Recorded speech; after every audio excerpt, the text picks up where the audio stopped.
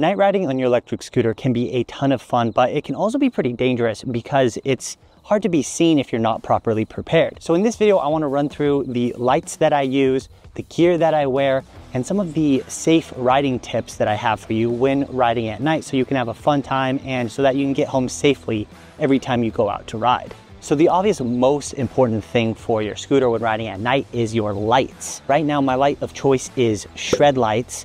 So they sent these out for free for me to try, but I've been legitimately using them as my nighttime riding lights. They have a 1000 lumen light, 300 lumen light, and then they have a brake light and ambient light that glows different colors. You can also sync all of the lights together so that when you turn one off, they all turn off, and when you turn one on, they all turn on. It also comes with an app that allows you to customize your light setups, group them together.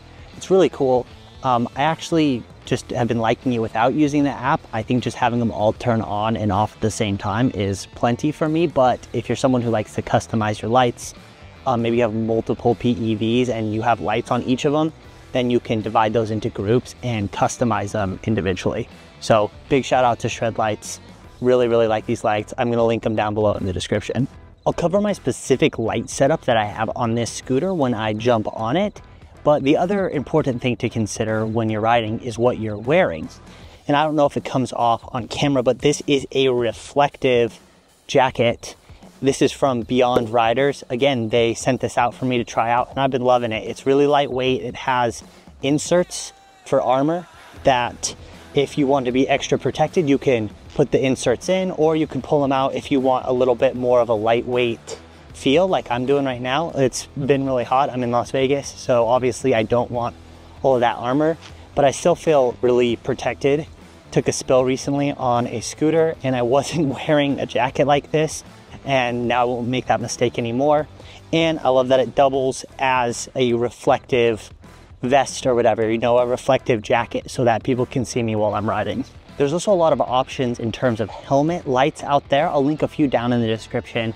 Right now I'm not rocking with a helmet light because I feel like I'm super visible with how beefy my Shred light setup is right now and the reflective jacket.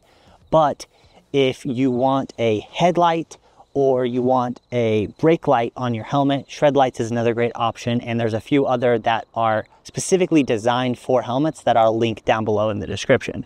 So let's jump on the scooter now and I'll talk about some actual riding tips, and I'll go on a night ride around here. We'll go around some cars, we'll go on some trails. I'll talk through my lights setup, and yeah, we'll have a fun little ride. Let's go. So real quick before I take off, this is the stock light right here, and it's actually pretty decent on the Nami. I think it's one of the strengths of the Nami is how wide a beam it casts. But just for reference, here is with all four in the front on.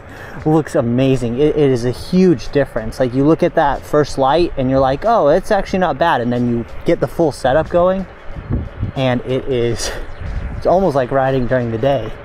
So let me just run through real quick what I have on my setup here. At first I thought it'd be overkill, but I have two 1000 lumens and those point as far forward as I can, so I can see as much as what's coming up as I can.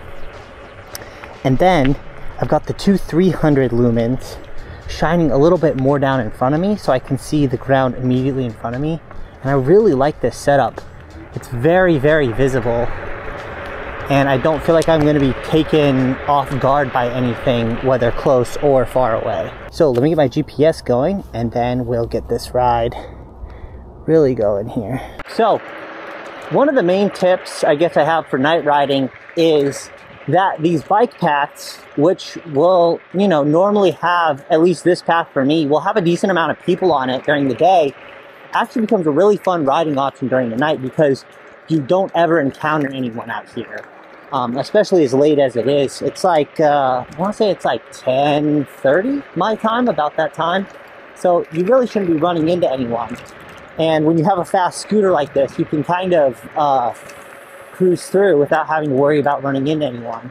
But with how good these lights are, if there is someone by some freak chance, then you can see them really easily, which is really nice. I will move to street riding a little bit later in a second here, just to show you kind of how I approach it from a street riding perspective. But generally, I try to just ride as much as I can on these trails, because it's very rare that I get to rip around on trails like this, and like during the daytime. Full-blown turbo mode. If you're not familiar with the Nami Klima, it's probably my favorite scooter ever. I mean, besides the Bernie 2 Max, but again, another Nami scooter. And this is just a ton of fun. Like, having these opportunities to ride at night, very, very refreshing. So riding in a safe, controlled manner, while also, you know, being able to have a little fun on these trails is key. And obviously, just generally when you're riding at night, you kind of want to limit your speed. You just never know what's going to pop out. I've been riding before, and not here, but at one of my old places where I lived, I had a literal deer jump out from the bushes at me. And I'm really glad that I wasn't cruising at like the absolute max speed I could have been, or else I literally would have run into a deer.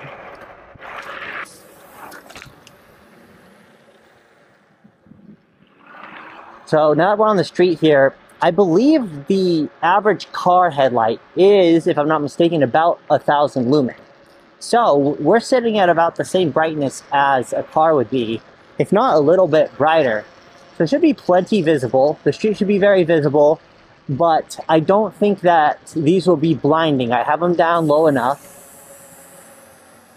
so I should have people see me without necessarily, you know, blinding people. And I should be nice and visible. So I originally had 2 brake lights here, and I went to just one because the other one was kind of where my foot usually rests. But the nice part is that, like, especially here in Vegas, everything's actually really well lit. But having a lot of lights is just kind of a little bit extra insurance. It helps you feel like, okay, people definitely see me. People definitely know I'm riding, especially with the ambient light, like constantly glowing red. It's very hard to like miss me as a rider. And if you didn't know, this is one of like the fastest scooters on the market, especially at the price up to 30 miles an hour. Absolutely rip it. Destroyed the Ultima off the line. A little bit of a prideful pass from him. Absolutely love this scooter. Riding at night is even funner. And another fun story, not fun, but you know, you get the idea. You hear the sarcasm. Another fun story that I have is not having enough light was like one of the main key issues that I had when I crashed very early in my YouTube days over on my personal channel. I crashed my Mantis. It was more of like a bail because I was about to hit a curb and I didn't see it till the very last second. And I jumped off my scooter. And that was just because I was riding with a little dinky Amazon light. So don't just pick some dinky Amazon light. Like, invest in something good, you know? It's really worth it. And especially tread lights. They're honestly not that expensive relative to like how much it would cost to get a similar amount of light from like a nice brand. And you're getting similar quality. You get all the syncing features where everything turns on at the same time. You know, you can control it with the app and that kind of stuff.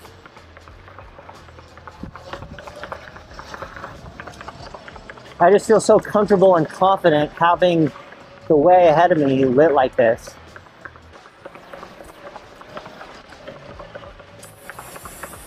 Still, you know, you still obviously have to be careful around, you know, blind corners and being extra careful, like when you are riding in the street, being extra careful that people do see you, right? Not just assuming that they see you. You can be pretty confident that they see you most of the time, but thanks. But just double checking, like in that situation where that car was slowing down, and I'm pretty sure they saw me, but I just had to, you know, be extra safe. Also, having this reflective jacket is super nice. I think this should be also another like big sign to someone that, oh, there's someone on a scooter, rather than just seeing the usual low light that you see. Like, you know, most scooters will have a brake light, but it'll be very low on the scooter itself. But again, I follow a lot of the same rules I follow during the day of riding away from cars as much as possible. You know, you really can't trust any cars, and especially so at night. You should always see your lights and your rear brake lights and your ambient lights. You should see those as insurance, right? If you're commuting or something and you absolutely need to use the streets, then having that as insurance is really important. So even in a situation like this where it's a red light, I have a walk sign, I'm always just going to double check that people can see me, right? Especially at night, because people, I think, are a lot more willing to make dumb moves at night, like to run a red light or to be less aware, and especially, you know, worrying about drunk drivers and that kind of stuff. And you also need to be hyper aware in parking lots, because that's when they get you, is at night when you think there's no one driving through and someone appears around the corner with their lights off or something like that. All things to be aware of when riding at night. Let's do a little 0 to top speed poll here, just for funsies, just for fun, just to show off this scooter a little bit. And I got the GPS data running, so let's do it. Okay, ready? 3, 2, 1.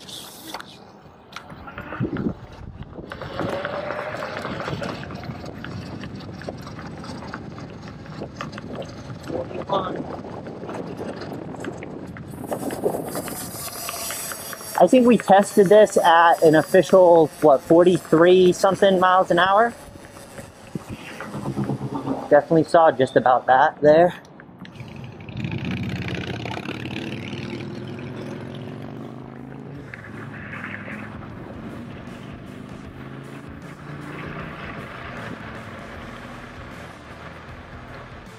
I also think you see a lot more people, like at these little intersections here, a lot more people that roll through them thinking like, oh, there's no one coming, right? Especially if they travel at night, like if they're going to work or coming back from work, which a lot of people do in Las Vegas at night. Like there's people constantly coming and going.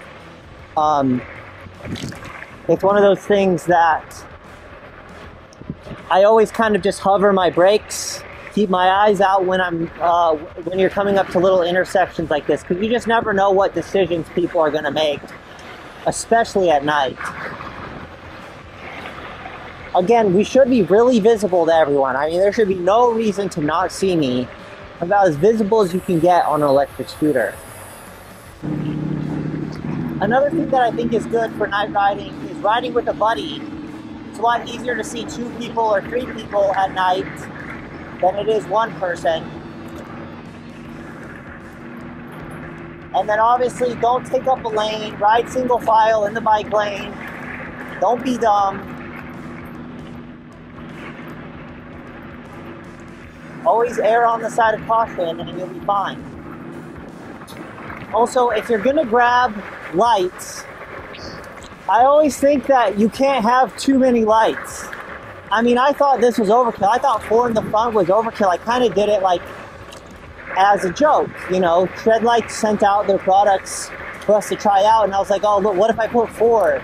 And now I'm really glad I have all 4.